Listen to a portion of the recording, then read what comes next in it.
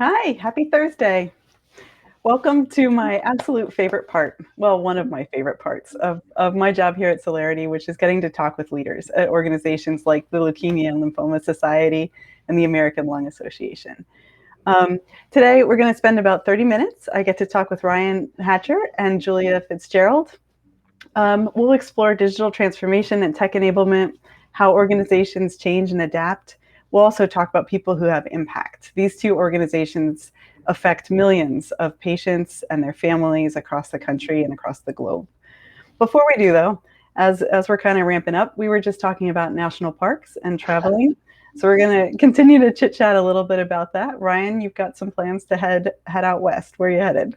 Yeah, my wife and I are going to head out to Yosemite National Park. So we've been married almost 13 years now, and it's our favorite place to be together. So it's been a while since we've been able to be there together. We try to get out there once a year. So we're excited to get out there. And Julia, which is your favorite national park?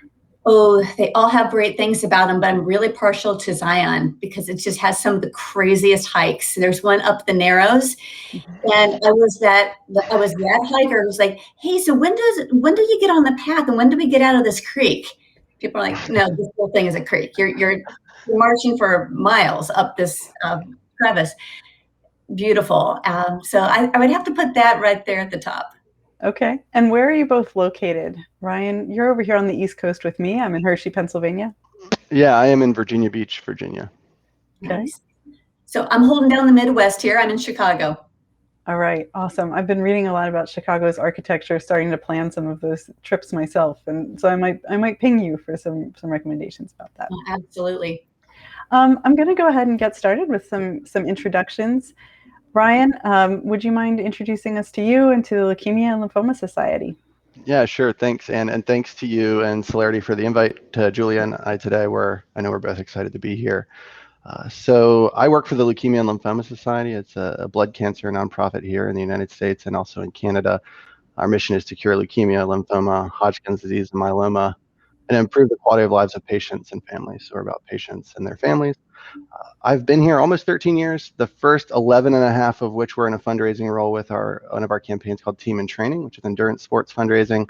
And about the last year have had the opportunity to stand up a strategy and innovation shop. So we're almost a year into that and starting to get rolling. Yeah, I can't wait to explore the last year and the impact with you. But before I do, just wanted to thank you for your work. I think that you and I'm sure this happens every time for you, but whenever you talk with someone, they tell you their story, their interaction with leukemia or lymphoma, and that has also touched my family. So Thank you for all the work that you do there. Julia, would you mind introducing yourself? I know. And first of all, Ryan, what a year to sign on for innovation. So yeah, it's been a wild ride. Jumped right into the thick of it. So I'm Julia Fitzgerald. I'm the Chief Marketing Officer at the American Lung Association. And our mission is actually our vision is a world free of lung disease. And I started with the organization about 2.5 years ago. My career had been in private industry. So I had been a CMO both at retail and at CPG. And I got to a point in my career where I kind of thought, what am I really doing with my time here on Earth? And can I do something where it makes a difference in people's lives? And since I had lost my father to lung cancer, when I found out about the American Lung Association, I pretty much stalked our CEO until he relented and agreed to bring me on because I so wanted to be a part of what they do. American Lung Association, by definition, helps people breathe easier. We really do 4 different things. And as we start talking about digital transformation, everyone who listens to this is probably thinking about segmentation. But our first one is to defeat lung cancer. The second one is to champion clean air. The third is to have a tobacco-free world. And the last one is to help all who have lung disease. So as we kind of look at what you're doing with your digital strategy, you can imagine that people come to us for very different reasons, and it plays into our path forward. I want to check, whenever you say your mission, Julia, to help people breathe easier, do you notice that everyone takes like a conscious? Yeah. Right? You almost answered my first question, which was how or why did you start working with your organization and what drives your passion for it? So I'm going to flip it back to you, Julia. You stalked your CEO. What drives your passion for this? It starts off with my dad. And when we lost him, it felt to me like way too early for lung cancer. Um, I couldn't figure out why. And he's like very many people who he was a smoker in his youth and then he stopped years and years ago. So even when doctors would ask him, "Are you a smoker?" He didn't even stop to say, "I'm an ex-smoker." So the longer I work with the American Lung Association, I'm like, oh, he's the poster child for people who should get scanned. There's all of these different interventions. So that is one of my big motivations. The other is with tobacco free. It's right now the big challenge is vaping, youth vaping. We almost had a tobacco free generation. And now I look at my kids and their friends and I see all these kids vaping and it makes me a little nuts that they're being fooled and they can't see what they're being kind of trapped into a potential lifetime of nicotine addiction. So those are two of my hot buttons. Who doesn't want a planet with clean air? That also helps a lot. But just seeing how research and education really changes the outcomes for people's lives, boy, you just really get vested in it. And I feel honored and privileged to be able to work someplace where the collective output saves people's lives. Ryan, your passion for LLS?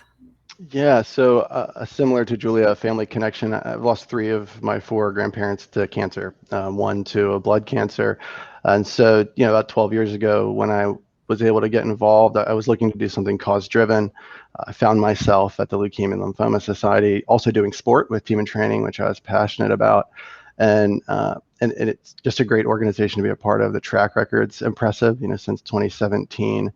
More than 85% of the drugs approved by the FDA for blood cancer treatment have been supported by LLS. So the track record is something that was impressive to me. And since I've been here, our current CEO, Dr. Lou DeGennaro, has always said it takes roughly 10 years for a drug to get from the lab into a patient's hands.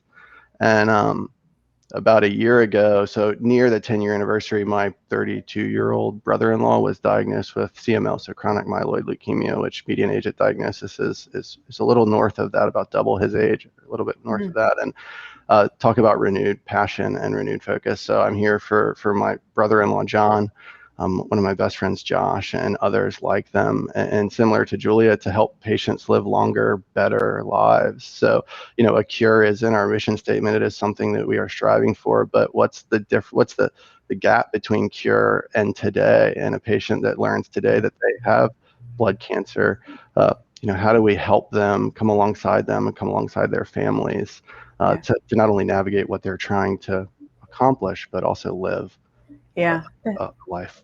Thank you so much for sharing those. I love the impact of those. One of the things that Celerity's vision is a world based on authentic connections. And so I really appreciate that the work that you guys do and the authentic connections that we're able to make here. The last year has been a wild, wild ride. I can't even say the last year anymore. It's been more than that. And both of your organizations work with extremely at-risk patients who probably suffered more than the general population. I want to understand a little bit more about how your organizations changed over the last year. Some of the other associations and nonprofits that I've worked with were faced with a loss of fundraising streams because of the switch to virtual events from in-person. Others really struggled with the digital transformation that was required of back office systems, some significant changes in the organizational structure. So I can't wait to hear from both of you how COVID changed your organizations over the last year. Julia, I'm going to start with you. Sure. So there were the changes that we had planned, and then there was COVID. And I kind of break it up like that because going into March, we had a brand refresh that was going to launch, after 115 years, like it's time. So we had all of this fanfare and then we were all queued up. And with that, we were also prepared to launch a brand new website. with front end, back end, the whole thing. And we've been working really closely and collaborating. And then all of a sudden COVID hit, and we all had to launch this big new website from our bedrooms, because we were kind of thinking at the beginning, okay, it's 4 weeks. And we tinkered with the idea of putting it off, but because we're the lung association and COVID is a lung disease, we thought we have to have the best vehicle possible to push out all of the information that is going to be needed for people to interact with us. Yeah. So we pushed ahead, and then shortly thereafter, we went through with our launch of Salesforce Marketing Cloud. So there were all of these things that we planned to do in collaboration, and you had to stop and say, well, do we pump the brakes or do you push through? So I think one of the big changes is how an organization itself stops, takes stock, and then decides, like, okay, we can do this. We're going to work really differently, but we're a bunch of smart people and we're going to figure it out. And I think we maybe even surprised ourselves a little bit with the extent that that could happen. Yeah, that's amazing. The rest of the changes were very much COVID related. You hit the nail on the head. I mean, there's both fundraising and then there is service and mission delivery. And with mission delivery, there's 36 million people in the US who have lung disease. And a lot of them will go to what we call like better breather classes. They go and they're out, and sometimes they do this not just for the training, but also to beat the isolation.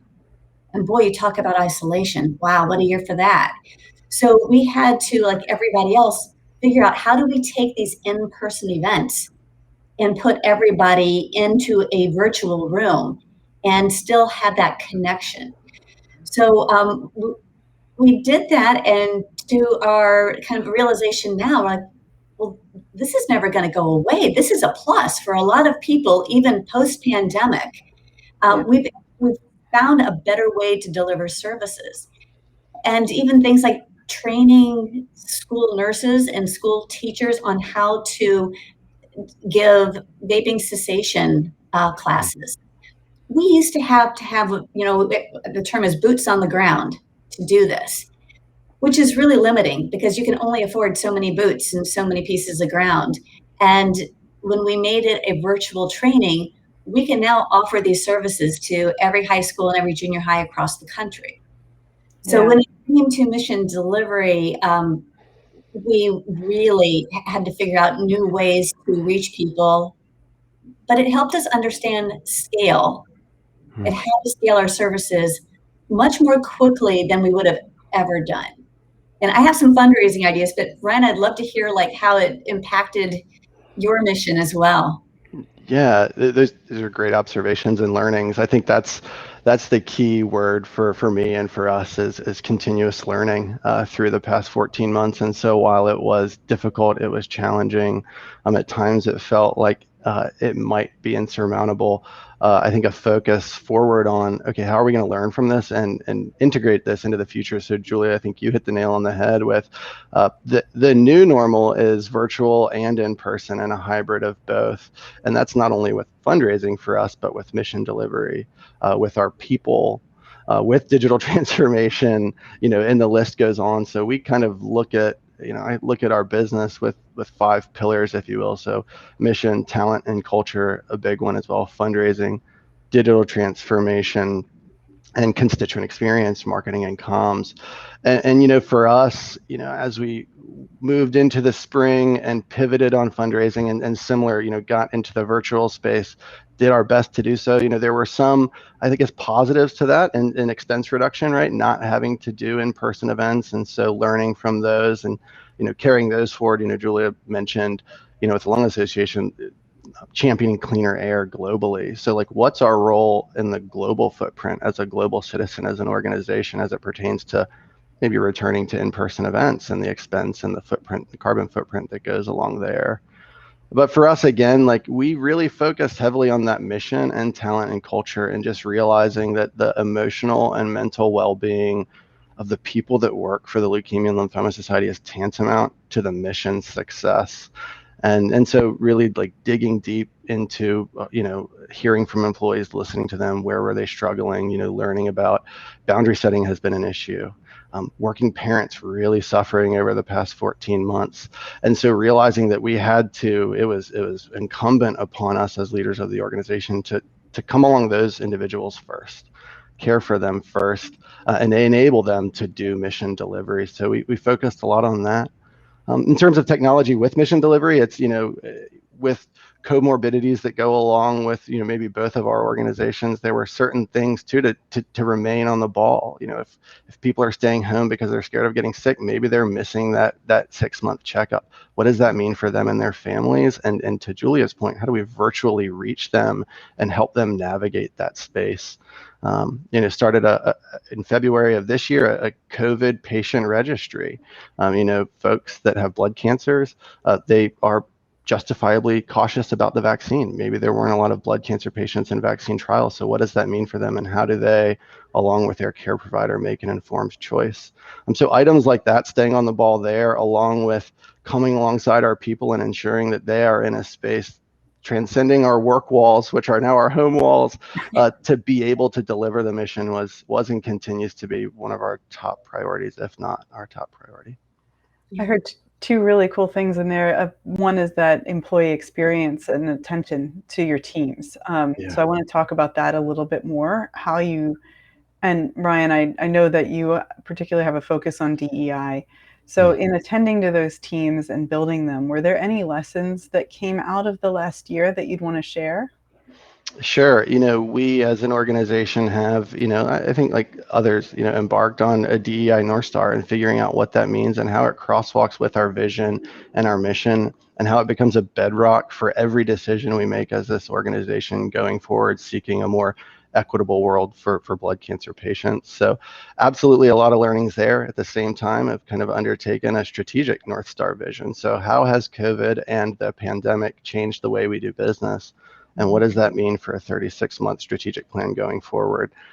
Sometimes it feels like putting on a blindfold and throwing darts a little bit, but there are key learnings, like Julia mentioned, that we can glean from and learn from to create the organization of the future, which is, I guess, much more people-centric maybe than it deemed or was in the past.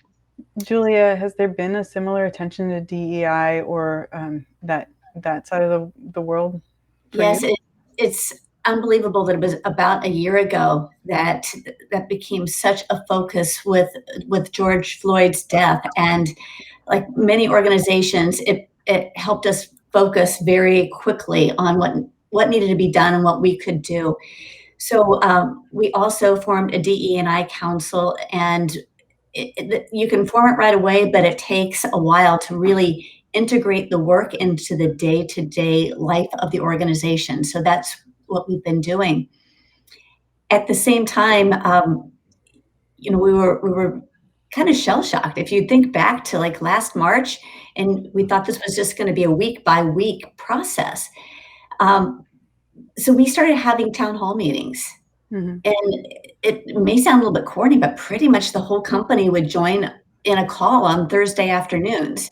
And at first it was just very loosely scripted, mainly our CEO, and we would have a couple talk points. And then when we realized this was going to take a little bit longer, we organized it for every other week. But it was a great kind of digital touch point for us all to come together. And we were like, do you do open questions? Do you not? So we still have these now once a month. But it really kind of helped us feel like we were getting through this together. And as much as the leadership team knew, we would share with the whole staff. Yeah. The other interesting piece was how teams almost organically started organizing themselves. So information about COVID would change on the daily. So when you're trying to plan, like, what are you going to publish on the website? What is your blog schedule? What are you doing? So we started a weekly meeting where someone from our digital team would pull down all of the Google, like the trend words. What is America searching for? Okay, let's look at our pages. Do we have this in our FAQs? Do we have something like this? Can we get a blog? Our chief medical officer actually started sitting in on these content review meetings with us. So every week we would say, okay, what does America want to know? What do we have? Where is our gap? What can we, do by just pushing someone to the CDC, or where should we create content? And that's one of these organic pieces where, like, you're moving so fast. We used to publish maybe a blog a week, every 2 weeks, and now it's easily 3 a week. I mean, you find a way to curate more creators, process it, and just be a lot more efficient. Yeah, we see this with a lot of our clients. We call it the responsive enterprise, but it's how quickly can we respond to market feedback? How rapidly are those loops there? And how able are the teams to do exactly what you described, Julia, that responding to information and kind of pivoting as you go. This leads really well into the next question around innovation. I know that COVID really sped up the pace of innovation for a lot of us because we had to change. Talk to me about those innovations with your either products or strategy. What had to change and how did you creatively solve that? Julia, I'll start with you. Well, galas and fundraisers were a big piece of what we do. And with that kind of off the table, we decided to try a new strategy with a national gala fundraiser, which not only was focusing on COVID, but also on the racial disparities in healthcare delivery. And I think COVID really laid that topic bare. So we decided to take on a streaming telethon. And I probably still visibly flinch when I say that because it was quite the undertaking. But we partnered with Queen Latifah because she was also very passionate about this topic. And she had a production company that helped us. So this was last September when people knew what to expect from these types of presentations, but actually making them was not as like cookie cutter. Yeah. So we had the parts where it went really smoothly. We had great sponsors. We were able to generate dollars for COVID research. We were able to get out the health disparities messaging. Good. There were like 25 things that did not go as planned. And, at the end of it, half of our organization was like, yes, that was awesome. And half of us were like, oh my gosh. So fast forward to the spring, we were able to take these learnings, like what really makes a good live program? What would people enjoy? How do you have to structure it? And our West Coast group did a program called Champions Unite, and we coordinated with the 3 Southern California baseball teams, where their baseball players voluntarily did these talent shows. They all had some fun little funky talent, and people could vote with their dollars on who was the best.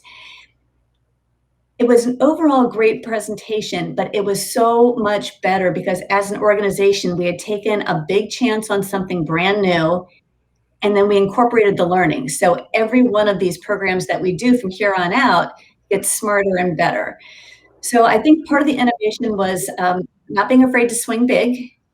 And then the other part was learn from it, share it broadly, and then iterate. Yeah. Brent, since you're in the innovation role, I can't wait to hear what you guys have been up to. Yeah, so I'm admittedly, given that I worked in a fundraising role at this organization for the vast majority of my time here, I'm a homer for that team and a big fan of them. And they have done an incredible job pivoting, Julia, in similar ways, like you've mentioned, and moving our events virtual, taking, what was supposed to be, 20 climbs, stair climbs around the country and moving them to one climb and in last May, and doing a great job with it. Our team and training campaign, which, relied on the marathons like the New York City Marathon or the Chicago Marathon, Julia, as events that we would take people to, but figuring out, okay, what's an LLS-owned experience look like? So taking that virtual. So they've done an incredible job, learned a lot, and continue again to build the future with both a hybrid model in mind. But as we think about, or as I think about innovation in the workplace, and again, in kind of caring for our employees and creating the culture that we seek to be a part of, we're thinking about, okay, what does a flexible workplace look like from here on out? And how do we, again, come alongside employees in mission delivery, but give them the flexibility to care for, their parents if they need to, or their families if they need to. So from an innovation perspective, certainly have and will continue to innovate in fundraising. But for us, it's about how do we empower the workforce? You have a good idea, great. It's not just pass it off in a form site and give it to someone else, but here's a toolkit to take an idea and move it through an innovation cycle and turn it into a concept. And maybe you do that with your coworkers and other departments. And we've kind of realized that, especially in COVID, it was really easy to get transactional quickly. I need this from you and you need this from me, and we are in a Zoom meeting and then it ends. But we found that we were really struggling to build community in the workplace that maybe was a little easier when we were in person. So really focusing there, figuring out how do we see each other as humans first, and build relationships so that then we can go and deliver the mission and knock the fundraising numbers out of the park. So definitely innovating in the fundraising space, but also looking at those other pillars: mission, talent and culture, digital transformation, and constituent experience as well. Ryan, it's like you're teeing up the question that came in on the chat. We think a lot about relationship building and authentic connections, building trust. And someone's asked, how do you create strategies for building trust with your communities, especially around combating scientific misinformation around COVID and vaccines? Let's talk about that a little bit. Julia? Yeah, that one kind of dovetailed with the brand refresh and the brand relaunch that was planned to be the big news of March. But we had just done a lot of work as an organization about who are we, what's our North Star, and what do we stand for.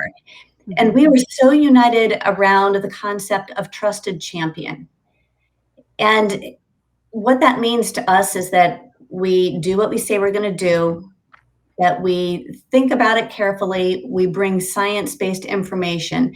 So we may not always have that first breaking headline because we're weighing our words carefully and we're thinking about our approach, but people can trust what we do.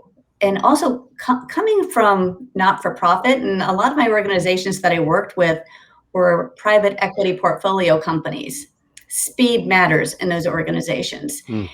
It's really interesting to say that trust matters.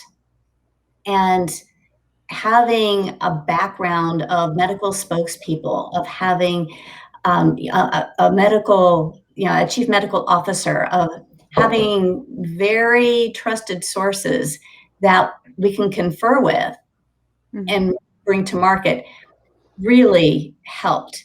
And on things where we don't know, where there wasn't an answer yet, on our FAQ pages, we would say, there's not an answer for this yet. So being honest, and if someone's giving you an answer, don't believe that answer. So that really helped us going into it and staying true to that mission, and not going for the quick soundbite, but just being very careful to make sure it was only reliable information. It was kind of fun. We started a podcast that was targeted to healthcare professionals. And nobody was more surprised than us when our CEO reached out to Dr. Fauci's office at the end of September and asked if he would be our guest in October. And he said yes. What? So I think being careful with the people that we choose to be our spokespeople, they are authentic voices. And I love your phrase here of authentic connections. I think that endures for years. Yeah. Ryan, how about building trust and LLS? Yeah. Thanks for the question, Vince. And similar to Julia, trust the science. And as we think about external communications and coming alongside patients, just that. That being said, the mistrust in medical interventions predates COVID, especially among underserved populations for justifiable reasons from the past. So also, I think not being afraid to call the past out. It was what it was, but to stand up for what is right going forward, which is, fitting as we are entering Pride Month right now, and as we look at DEI as a major lens for decision making. But again, appreciate the question as we think about it. It's like Julia mentioned, trust the science. We also have a patient podcast that is designed around those hot button issues where people can seek out information that is credible amongst people that are credible as well. I want to thank you both for all of the effort that you have put into, you and your organizations, into building that trust and into having the impact that you have. We're coming up on time here, so I'm going to ask two last questions. One is lessons or best practices, advice going forward. You're both responsible for organizational strategy, for communications, for building that future that you want to have. So as you look forward within your organizations, what are those things that you're really looking forward to? Tell me about the future that you want to create. Julia? So since our topic was digital transformation, I would say keeping digital transformation in mind as a way to connect with people in the way that is easiest for them to receive. Yeah. So it gets really easy to look at digital transformation and think of it as a set of things your organization is going to do. Mm-hmm. But if you really turn it on its head, it's most valuable when you think of it as who are the people that you want to help out there and what's the best way to find them. And with digital, you can do things like segmentation. You can do things like scale. So that's what I would like to look at. I have brilliant colleagues on our mission side who have so much that will help so many people. I look at our job and our future as making it easier to get that information, that help, that research, that work to those people. Ryan, looking forward? Yeah, I think looking forward, similar to like Julia mentioned, digital transformation is very much not about technology, but very much about humans and change management and meeting people where they are. And so as we look across this 5 areas in our organization that I mentioned, it's playing offense, not defense, leveraging data to teach us about what happened in the past, but creating the future from the present with a forward-thinking lens. Yeah, appreciate that. I said I have 2 more questions, and then Dio threw another one our way.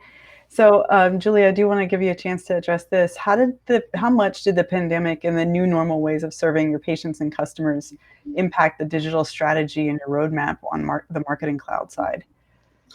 I think the pandemic slowed us down on that.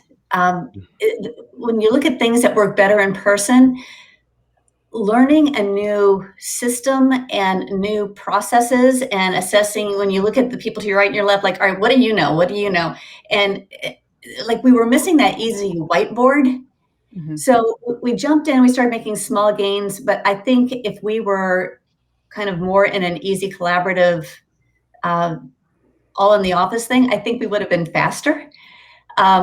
So we were able to roll it out. But that's one of those things where I look at and like, why are we still, why has it taken us so long to get this thing right? And you really do, for as much as we can all do from our homes, you do miss some things when you're just sitting around a bowl of M&Ms with a whiteboard trying to figure it out. Yeah, I've been thinking about that in terms of team collaboration, and it's amazing to work with incredibly smart people who are working on large challenges, but there is something that feels a little bit missing with fully remote. So looking forward, it would be amazing to be sitting down with the 2 of you to have this conversation. I'm so thankful that we can have it and that we're not prohibited by having to travel. It does open a lot of doors, but it's still not quite the same, is it? Last question. I am always curious about books, movies, podcasts, things that have influenced your life. So any last recommendations? And if nothing comes to mind immediately, what are you consuming these days? Ryan, I'm going to start with you. Oh man, that's such a good curveball question that you did not tell us you were going to ask us before. If I could tell anybody just from like hey, just go out there and watch this, it's called Ted Lasso. It's on Apple TV, and it'll help. Like, I love it a lot.